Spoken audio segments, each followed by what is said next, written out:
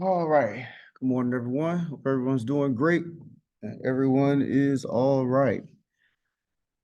Well, like I mentioned last class, at least I did mention this last class. We only have two chapters left, and our content as far as new material is concerned. I'm not going to add new material to fill up the rest of the semester. So, once we cover all new material, then from there, we'll be you and then make sure we're good setting up for our final exam, and you guys will be able to get caught up without having new material getting thrown your way and all the good stuff like that. So we should have plenty of time to make sure you're ready, for the end of the semester. So we have chapter 7, which I believe has 4 sections in it, and then chapter 8 has 3 sections. If I'm not mistaken, that's how it's set up. So let's go ahead and look at chapter 7, fundamental counting principle. Says if you can choose one item from a group of M items and a second item from a group of N items, the total number of 2 item choices is M times N. So remember the caveat or the initial thought process when it comes to what we're trying to do is you only can choose one out of each category or one out of each group. If that's the case, all you have to do is multiply those numbers together, total numbers of each together, and you'll have the total number of 2 item choices in this case because we have 2 different groups.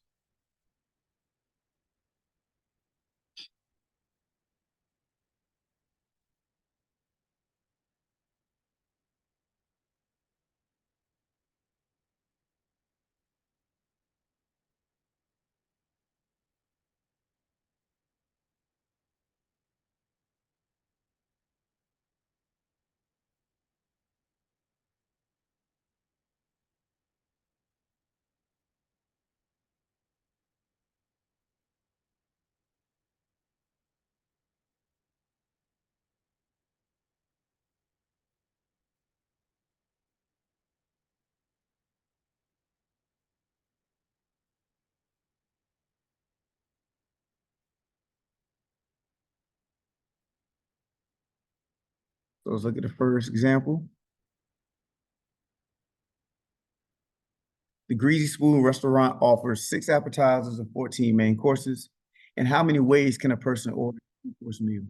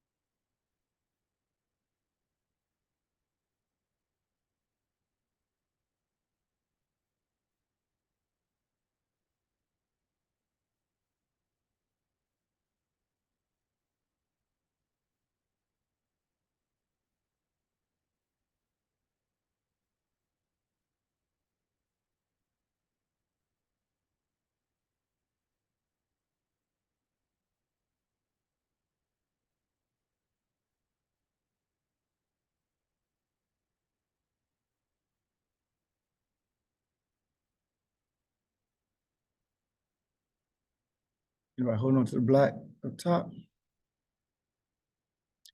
All right, so if you have 6 appetizers, 14 main courses, so in other words, you can only choose one out of each group because you want to do a 2-course meal, 1 appetizer, 1 main course. Just multiply the 6 times the 14, and that'll yield 84 different ways that you can create a 2-course meal.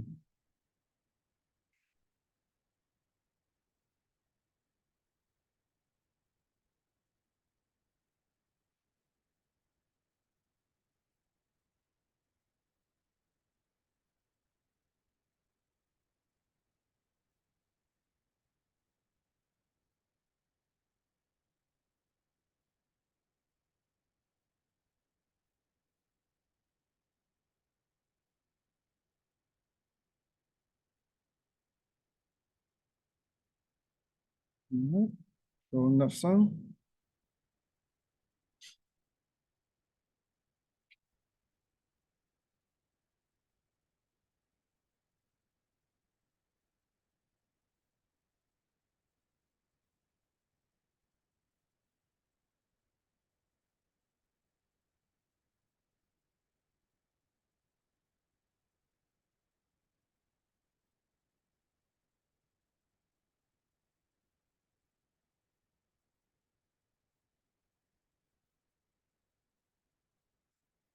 All right, hold on to the green.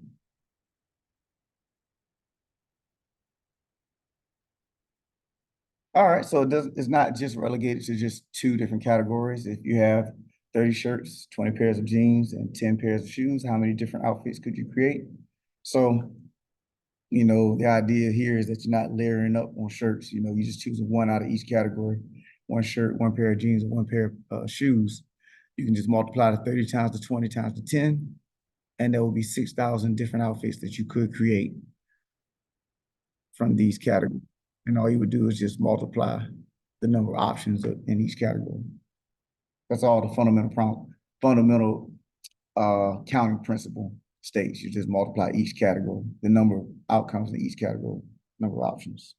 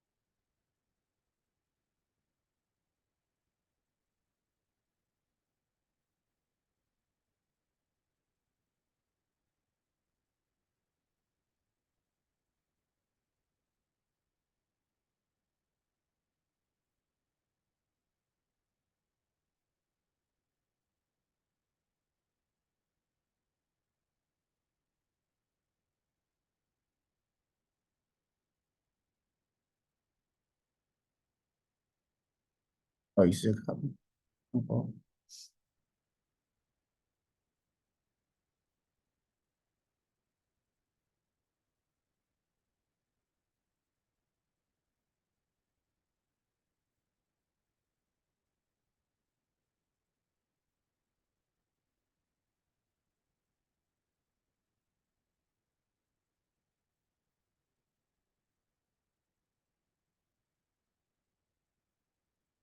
All right, are we okay with the last example?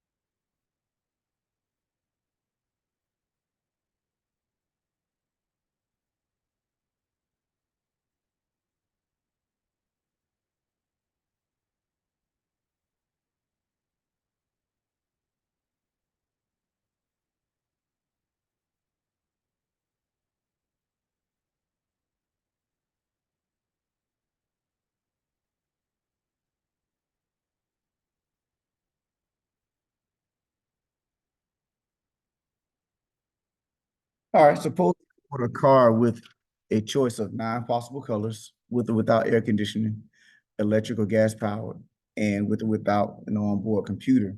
And how many ways can it be ordered with regard to these options? All right, so a couple of steps here that'll help us in setting up this type of problem.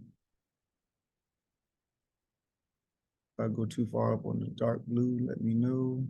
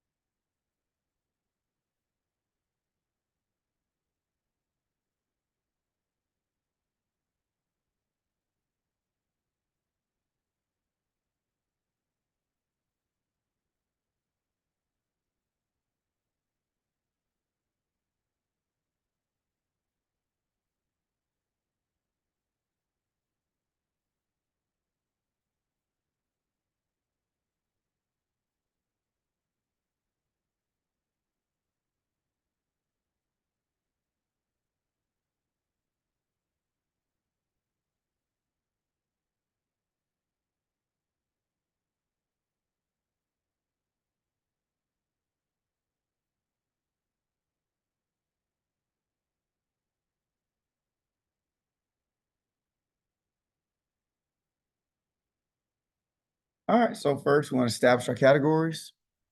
Then we want to establish how many options we have per category, and then multiply the number of options from each category. So when we look at the first step, establishing our categories, we have colors, non-possible colors, air conditioning, power, and then onboard computer. So those are 4 options. And then for 4 categories. And then when you look at the options for each category, the first one we have 9 colors. Then we have the option of with or without air conditioning. So that's 2 options there. For the power, gas or electric, that's 2 options. And then for the computer, with or without onboard computer, once again, there's 2 options. So that's where those numbers 9, 2, 2, and 2 came from.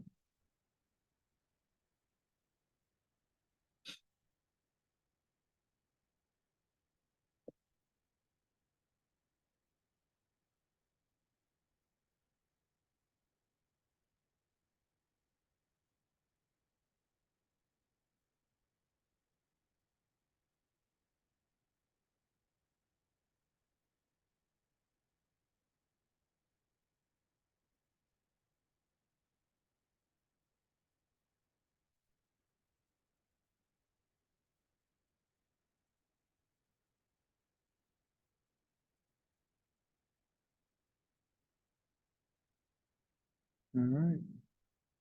Then to finish it off, multiply those numbers together. 9 times 2 times 2 times 2 is 72. Different ways you can create a car.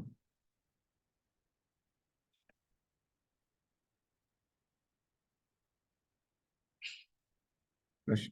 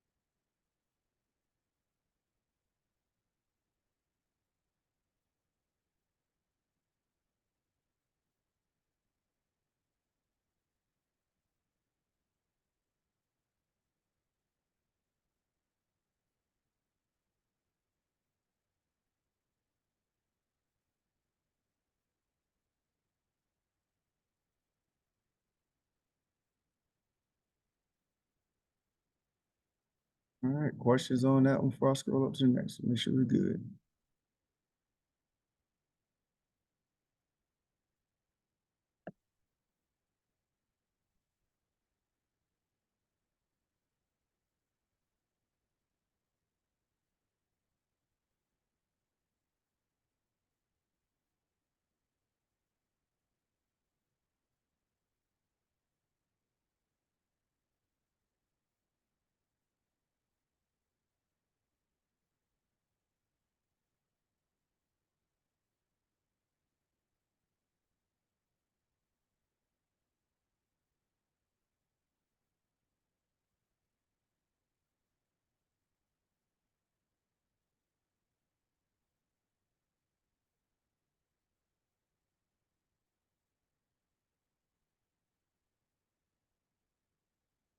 All right, scrolling up.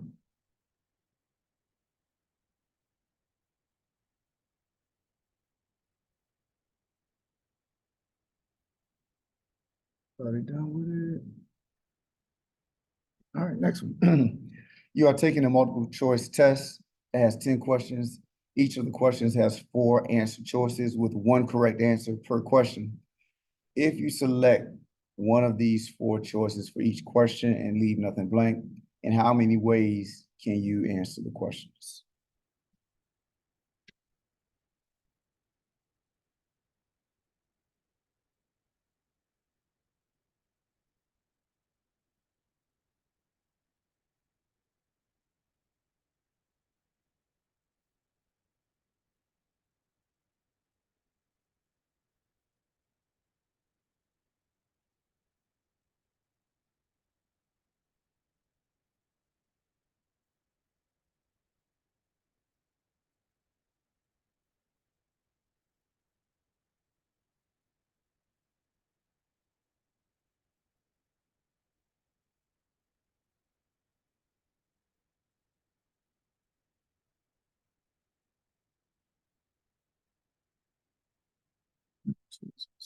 Sure.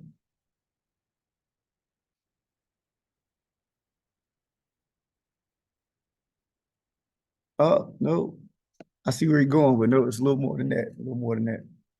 So, so once again, we got a multiple choice test, and we're talking about all the different ways, not necessarily all different ways you can get, a certain score, all different ways you can answer it right. How many different ways can you answer? So you're talking about the test being completely wrong. So you're talking about all the different ways. Say, not even reasonable ways. You're just talking about all the different ways you can answer the test. So that means we have 10 questions. One way of answering is all you choosing A for all of them. Then one way is choosing A, and then the last one be B, and choosing A, and then the last one being C. And then like going through all of the different ways that you can answer the questions. So even the ones that are unreasonable, right? So first thing we want to do is look at the fact, oh, were you still on top from the beginning? Okay, sorry about that. Mhm. So you're looking at the fact that we have 4 questions. So questions I mean, not 4 questions, 10 questions. So the questions 1 through 10. And for each one, you have 4 options. And so when you recognize that you have 4 options for each question, now we're going to multiply those numbers that many times. So you're talking about 4 times itself 10 times. So once again, you're exploring all of the different ways that you can actually answer the test. Not the reasonable ones, not just the reasonable ways, but all the ways you can actually answer, fill out all the questions to the test. And so that's 4 times itself 10 times. If you had 25 questions with 4 possible ways, then it would be 4 times itself 25 times. So that would be 4 to the 10th power in this case, and that'll give us 1,048,576 different ways you can answer this test or this quiz.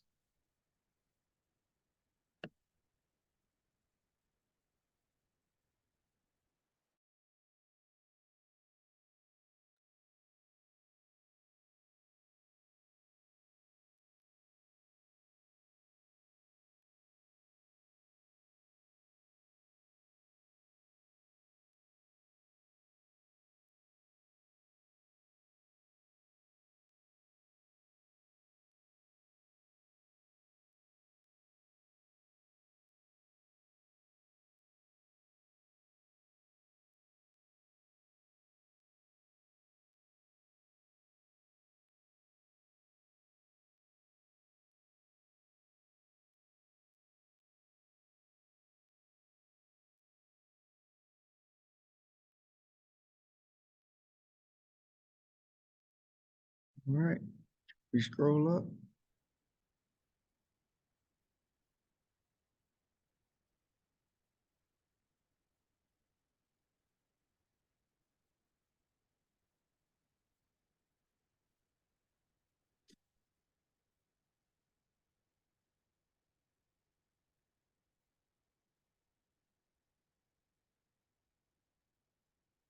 Everybody okay with that last one?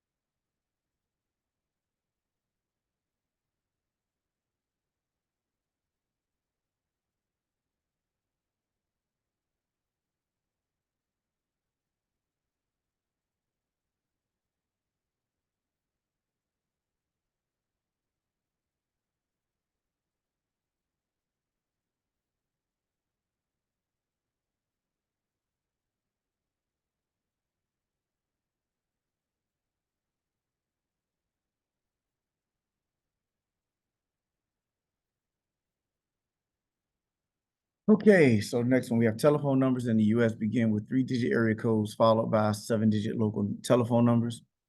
Area codes and local numbers cannot begin with 0 or 1. How many different telephone numbers are possible?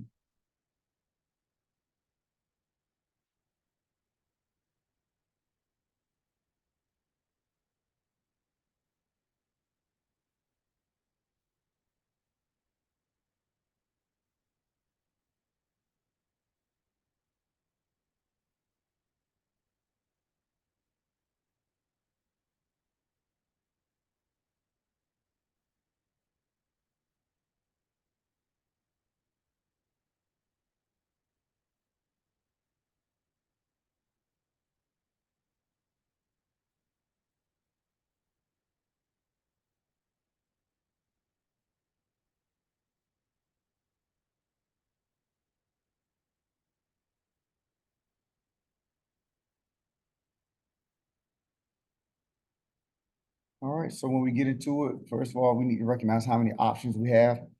So when it comes to single digits, there are 10 options available to us. You're talking about 0 through 9. There's 10 different options we can use as single digits.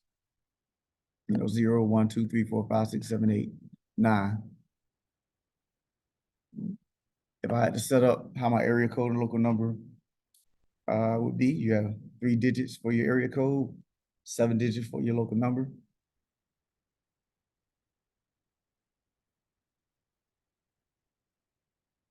Then you ask yourself, how many options do you have for each box?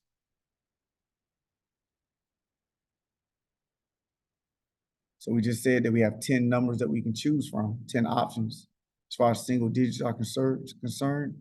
But when you look at the first digit in your area code and in your local number, they cannot use 0 or 1. So taking 2 from the 10 options, that would mean we would have 8. So for the first box of my area code and the first box of my local number, I'll have 8 numbers to be able to choose from. And then the rest of them, though, I will have 10 numbers to choose from.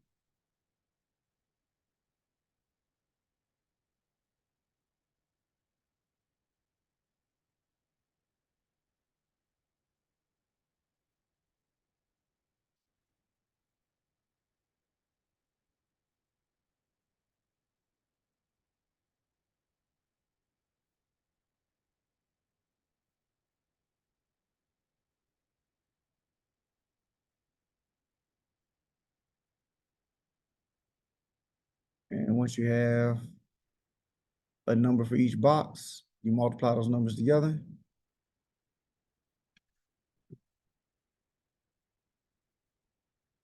And we got 6.4 billion or 6,400,000,000 different ways that we can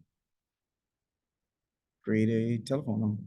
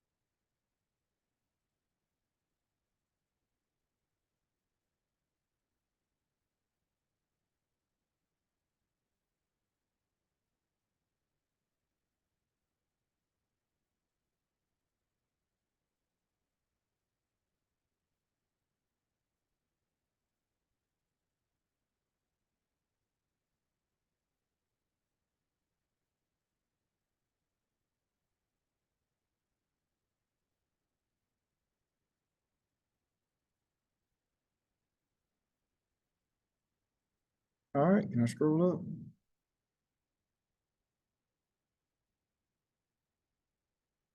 Pretty good.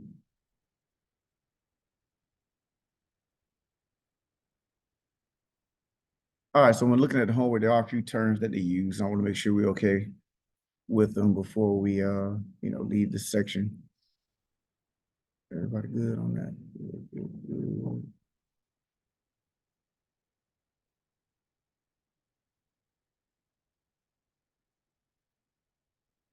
All right, so an experiment is just any occurrence for which the outcome is uncertain. Example, that's flipping a coin. Sample space is the set of all possible outcomes of an experiment. I'll scroll up in a second.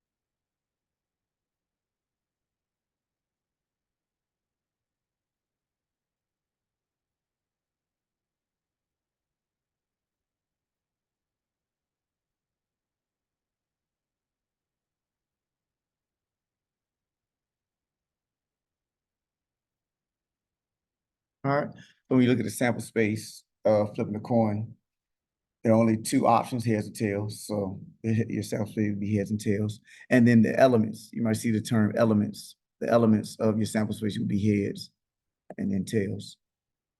Those are the options, of your sample space or the outcomes of your sample space. They're also called the elements.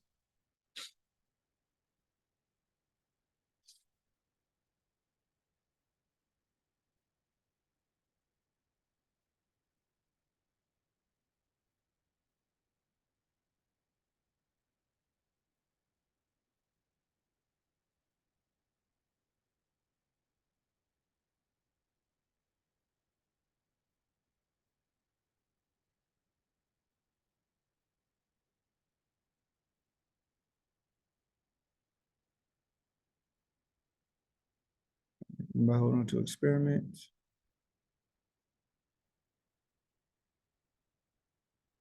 And your event is just any collection of outcomes from the sample space. So if my event is landing tails face up, if I want to know the probability of landing tails face up, then my event would be landing tails face up,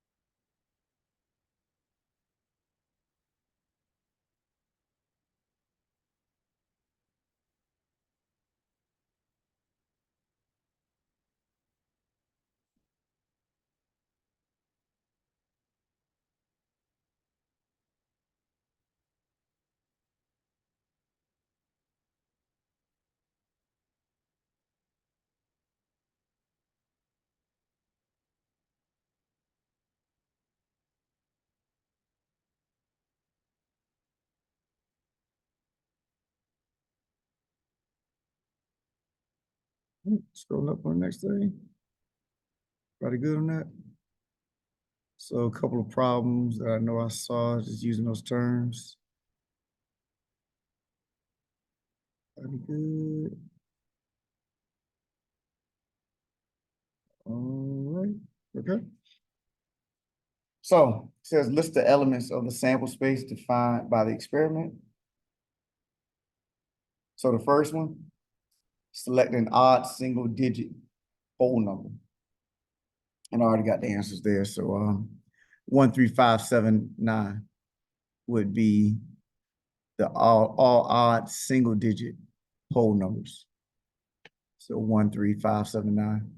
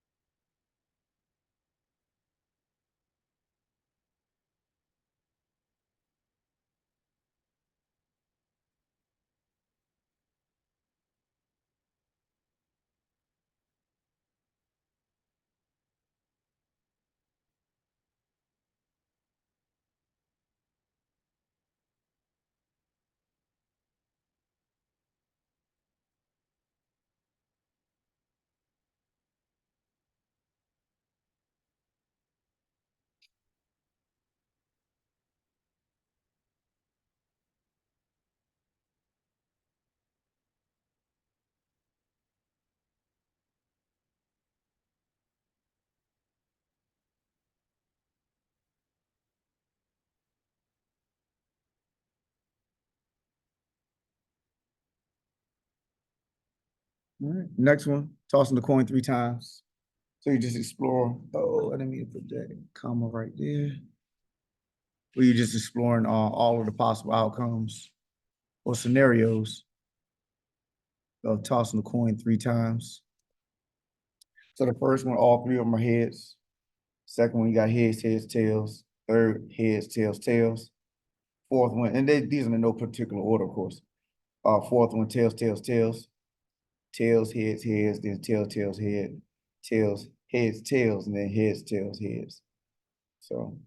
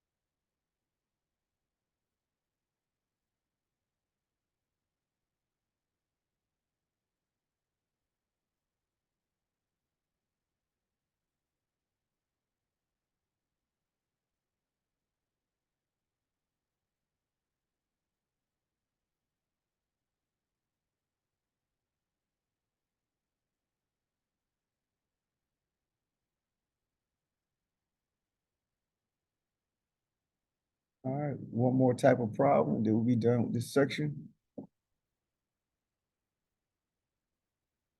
So it says use the counting principle to determine the number of elements in the sample space.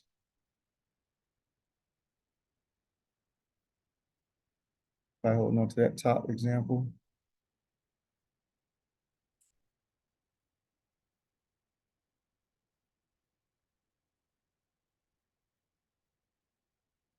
All right, two digits are selected with replacement from the digits 1, 2, 3, 4, 5. And we want to, once again, use the counting principle to determine the number of elements in the sample space.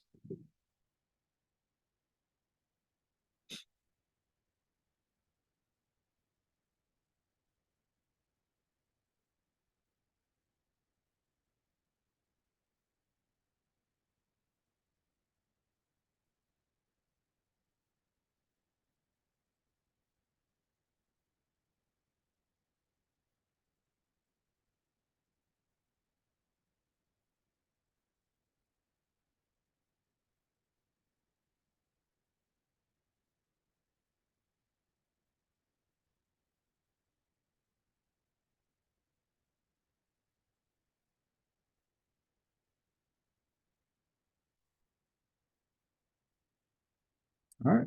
So the with replacement is going to be key here, and you'll see what happens in the next one we do without replacement. But with replacement means that if you pull an option or pull a number, you put it back. So there still be an option when you go to the next and pull the second number. So if I have 5 numbers here, we have 1, 2, 3, or 5. I have 5 options here for my first number. And then if I put it back, I still have 5 options for the second number. So multiply those two together using fundamental counting principle, 5 times 5 is 25. So I have 25 different elements or possible elements in my sample space.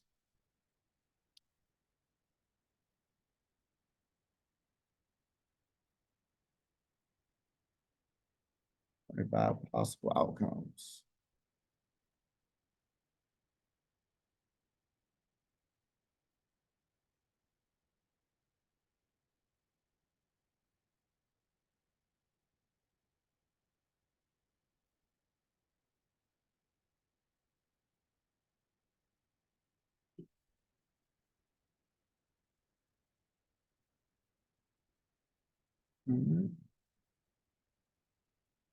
Next one, same problem is up. This time is without replacement. So 2 digits are selected without replacement from the digits 1, 2, 3, 4, 5. So this time when I choose my number, I'm not putting it back.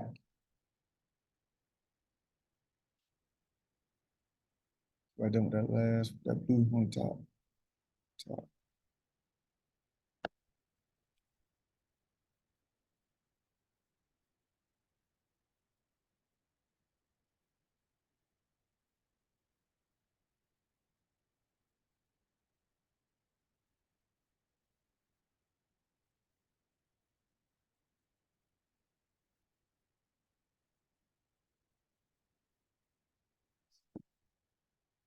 All right, so if we're doing it without replacement, that means for my first box or first option, I have five numbers to choose from. When I choose one of those numbers, I'm left with 4 options to choose from. So I didn't put that number back as an option, as a possible option. So that's 5 times 4, which is 20. So there should be 20 elements in my sample space.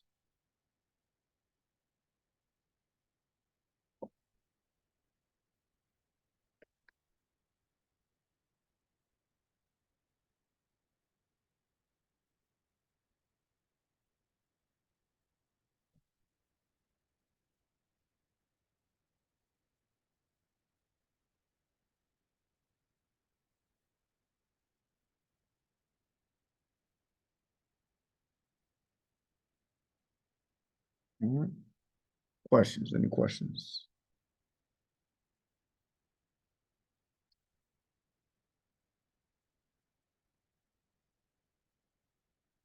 All right, so that's it for 7-1. 8:39. No, we'll pause right here because I don't want to break up 7.2. So we'll do 7.2 next class. Deal with permutation combinations and go from there. All right. So if you have any questions, feel free to stay back. If not, y'all have a good one and I'll see you next class.